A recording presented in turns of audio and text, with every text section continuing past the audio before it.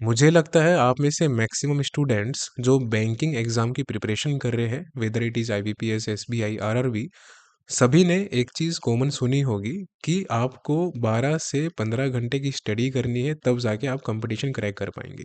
लेकिन ये आधा सच है। क्यों? क्योंकि क्वालिटी हमेशा मैटर करती है क्वांटिटी से। एक बच्चा जो 12 घंटे स्टडी कर रहा है लेकिन उसको यही नहीं पता कि एग्ज़ैक्टली अटैक कहाँ करना है, और एक बच्चा जो सिर्फ़ 6 घंटे, 8 घंटे की स्टडी कर रहा है, उसको पता है कि मुझे क्या करना है जिससे मुझे अच्छा रिज़ल्ट मिलेगा, वो एग्ज़ाम क्वालीफ़ाई कर लेता है। आज हम जानेंगे कि प्रीलिम्स की स्ट्रेटजी क्या होनी चाहिए और टॉपर्स एक्चुअली में टॉपर्स क्यों कहलाते हैं, और जो बच्चे 2-4 साल से, 8 साल से, 6 साल से एग्ज़ाम की प्रिपरेशन करते रहते हैं but they are not able to qualify any single examination, इसका रीज़न क्या है। और जब बात आरआरबी पीओ की हो या फिर आरआरबी क्लरिकल की हो, तो आपको ये बात अच्छे से मालूम है कि यहाँ पर कंपटीशन काफ़ी हाई रहने वाला है और हाई रहता भी है। आज आपको 2-3 चीज़ें बताऊँगा जिससे आप आने वाले कुछ दिनों के अंदर अपने मार्क्स को चाहो तो बहुत ज़्यादा इंक्रीज़ कर सकते हो। लेकिन ये जो मैं आपको चीज़ें बताऊँगा, ये आपको अभी से अप्लाई करनी शुरू करनी है। जैसे ही आप ये वीडियो फिनिश करेंगे, आपको मॉक टेस्ट अटेम्प्ट करना है, ठीक है? और वो अटेम्प्ट कैसे करना है मैं आपको वो भी बताऊँगा, और क्या आपको मिस्टेक नहीं करनी अभी वो भी मैं आपको बताऊँगा। तो सबसे पहले हम जान लेते हैं कि आपको प्रिवेंशंस क्या-क्या लेने हैं मॉक टेस्ट अटेम्प्ट करते टाइम।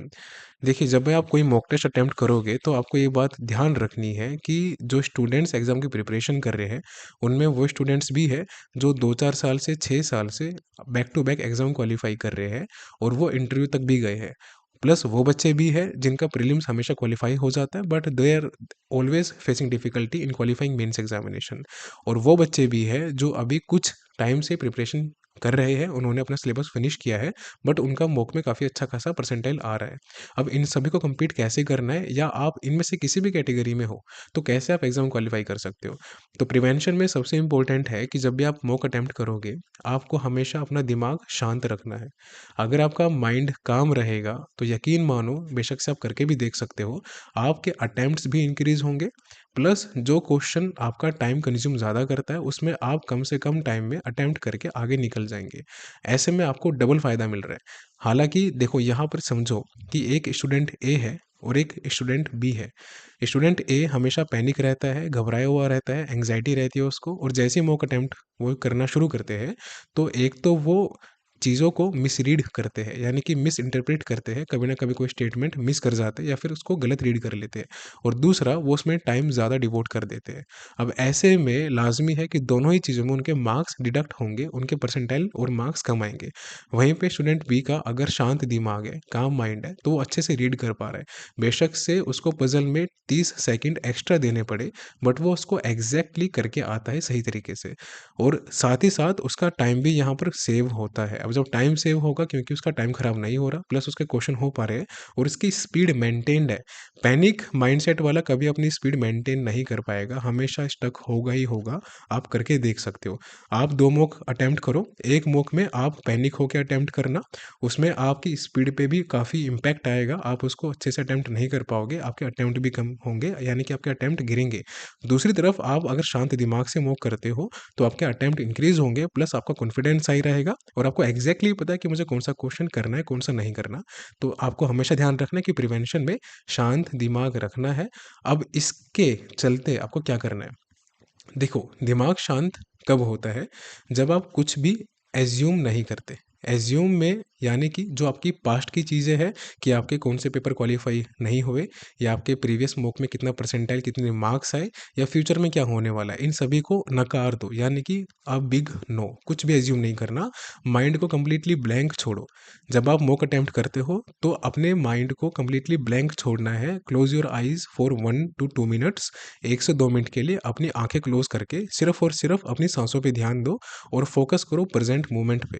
और जैसे-जैसे आपका सेक्शन ओपन होता जाए, सपोज़ अगर रीज़निंग पहले आता है, तो उस पे अटैक करो, क्वांट को भूल जाओ, और जैसे ही रीज़निंग सबमिट होता है, क्वांट आता है, तो इस पे अटैक करो, रीज़निंग को भूल जाओ कि कैसा पेपर हुआ, कैसा नहीं हुआ। इस तरीके से आप स्टेप बाय स्टेप चलोगे और सारे सेक्शन को अच्छे से अटेम्प्ट करते हुए अच्छे स्कोर फेच कर लोगे। अब यहाँ पर हम बात करते हैं कि ऐसी कौन-सी मिस्टेक है जिससे आपके मार्क्स एक्चुअली में स्टक रहते हैं, यानी कि इंक्रीज़ नहीं होते। तो वो है कि आप हमेशा एक्सपेरिमेंट करते रहते हो या फिर आप चीज़ों को ईगो पे ले लेते हो। ये 2 चीज़ें ऐसी हैं जो हमेशा आपका स्कोर गिराएगी और आपको एग्ज़ाम क्वालीफाई नहीं करने देगी। एक्सपेरिमेंट का मतलब है कि आप अलग-अलग मौके में अलग-अलग स्ट्रैटेजी अप्लाई करने की कोशिश करते हो। किसी ने बोला कि इस तरीके से मॉक अटेम्प्ट करो, तो आप वो तरीका फ़ॉलो करोगे। कि फिर आप किसी फ्रेंड से पूछोगे, किसी टीचर से पूछोगे या फिर कहीं पे वीडियो में देख लोगे। फिर आप उस तरीके से मॉक अटेम्प्ट करोगे। यानी कि आपका खुद का कोई भी स्ट्रेटेजी नहीं है। और मैं हमेशा बोलता हूँ कि अगर आपको प्रीलिम्स एग्ज़ाम क्वालीफाई करना है, तो वहाँ पर आपको एक्सपेरिमेंट नहीं करना। सबसे पहले आपको मिसलेनियस क्वेश्चंस पे हिट करना है और ये मिसलेनियस क्वेश्चंस हमेशा हर जगह काम आते हैं, चाहे वो पीओ का एग्ज़ाम हो या फिर वो क्लेरिकल का एग्ज़ाम ही क्यों ना हो। और मिसलेनियस में भी आपको क्या-क्या नहीं करना, वो भी मैं आपको आगे बताऊँगा। प्लस कोई भी क्वेश्चन को ईगो पे नहीं लेना। अगर आप पजल नहीं बना पाए, स्टक हो गए, कोई दिक्कत नहीं है, स्किप करो।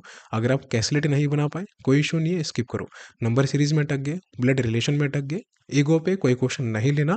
आपके पास 80 क्वेश्चन है आरआरबी पीओ में, 80 क्वेश्चन है आरआरबी क्लरिकल में। दोनों एग्जाम की डिमांड अलग है। यहाँ पर आपको आरआरबी क्लरिकल के अंदर मैक्सिमम क्वेश्चन अटेम्प्ट करने पड़ेंगे क्योंकि यहाँ पर कट ऑफ हाई जाती है। आरआरबी पीओ में आपको मैक्सिमम क्वेश्चन अटेम्प्ट नहीं करने।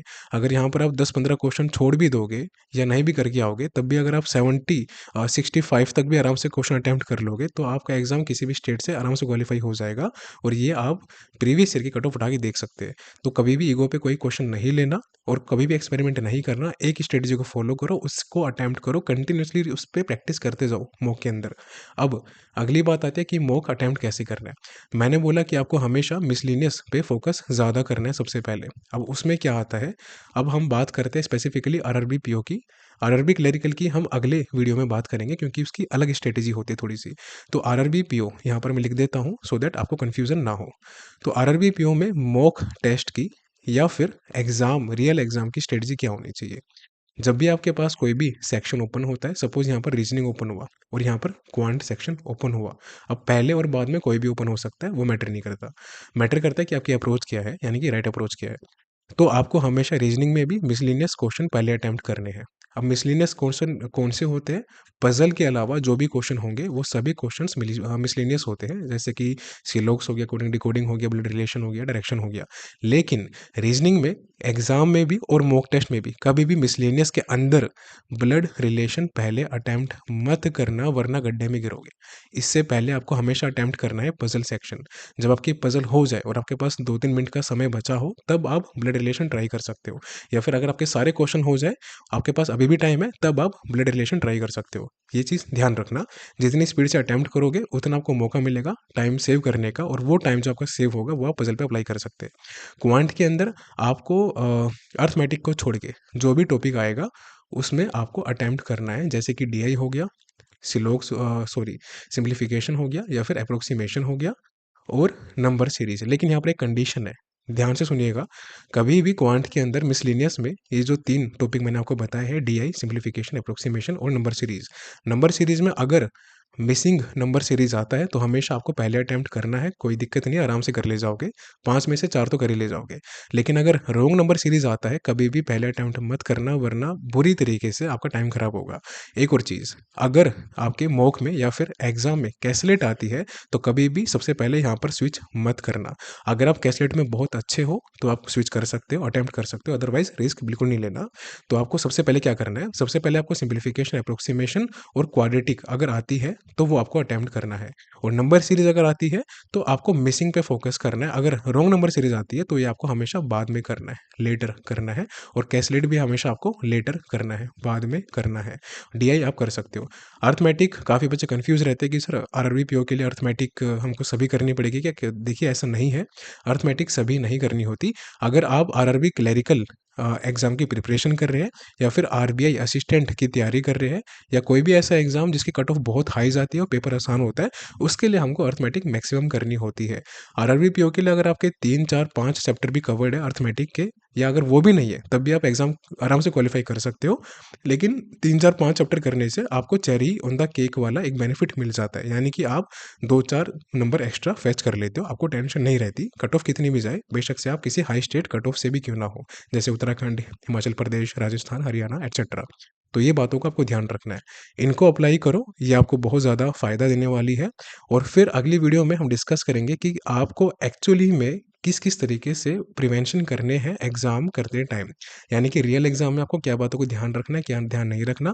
और आगे वीडियोज़ में काफ़ी बच्चों की रिक्वेस्ट थी कि सर हम मेंस और प्री की तैयारी कैसे करें, तो वो भी हम अगली वीडियो में लेके आएँगे। उसके अलावा कैसे आपको इंटरव्यू की प्रिपरेशन करनी है, whether it is SBI, IBPS, RRB, उस पे भी हम बात करेंगे। क्योंकि हमारे काफ़ी सारे स्टूडेंट्स सेलेक्टेड है लास्ट ईयर आईबीपीएस पीओ में भी और आरआरबी पीओ में भी।